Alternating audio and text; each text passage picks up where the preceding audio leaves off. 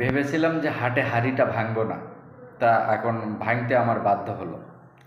আমজনতার তারেক ভাই, ইনি আমজনতা দলের ব্যানারে এসে রাজনীতি করা শুরু করেছে, কিন্তু এনার আমজনতা দলের প্রতি কোনো ইন্টারেস্টই নেই। ইনি যখন বিএনপি দলের ভিড়ে যখন ইনি টিকতে না পারলো, ইনি কোথাও যখন তার নিজের অবস্থান নিতে না পারলো, তখন ইনি ব্যবসা করার জন্য নিজের একটা দল খুলে বসলো। এই দলের নিবন্ধন নেওয়ার জন্য এখন ওই দলের গুণকীর্তন গাওয়া শুরু করছে। কিন্তু যখন ওই দলটার গুণকীর্তন এই আমজনতার তারেক যখন গাওয়া শুরু করছে, তখন ওই দলের ভাবমূর্তি ক্ষুণ্ণ হচ্ছে। কারণ ইনি তো ওই দলের প্রতি এনার তো মায়া নেই, এনার নিজের দলের প্রতি মায়া আছে।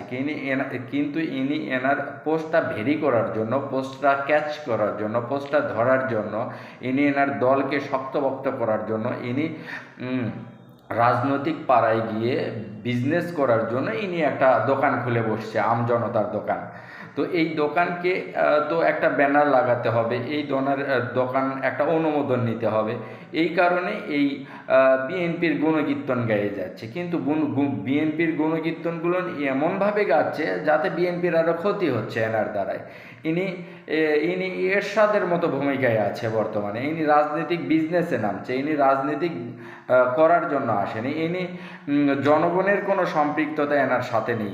ইনি সুন্দর ভাষায় কথা বলে, সুন্দর ভাষায় কথা বলে একাধ সময় একাধ ব্যক্তিকে অ্যাটাক করে ইনি অ্যাটাকিং মুভমেন্টে কথা বলে সোশ্যাল মিডিয়াতে এনার একটা অ্যাসেট ছড়াইতেছে।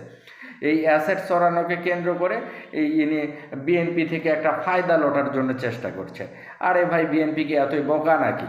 বিএনপি কি ছোট দল নাকি যে আপনার মতো এই উই পোকা ভুই পোকা কই থেকে কি কবে না কবে আপনার কথায় বিএনপি দল চলবে আর বিএনপি দলের উপকার হবে আপনার দ্বারাই? বিএনপির তো ক্ষতি হবে আপনার দ্বারাই।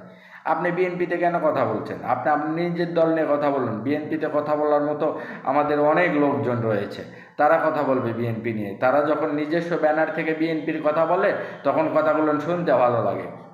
আর আপনি যখন থার্ড পারসন, তৃতীয় ব্যক্তি হিসেবে ঘটকালি করার জন্য বিএনপিতে আসেন, তখন বিএনপির আরও ক্ষতি হয়। বিএনপিতে কোনো ঘটকের প্রয়োজন নেই, বিএনপি একাই 100। আপনার মতো ঘটকের বিএনপিতে দরকার নেই। আপনি দূরে থাকুন বিএনপি থেকে, আপনি আপনার নিজের দল নিয়ে কথা বলুন।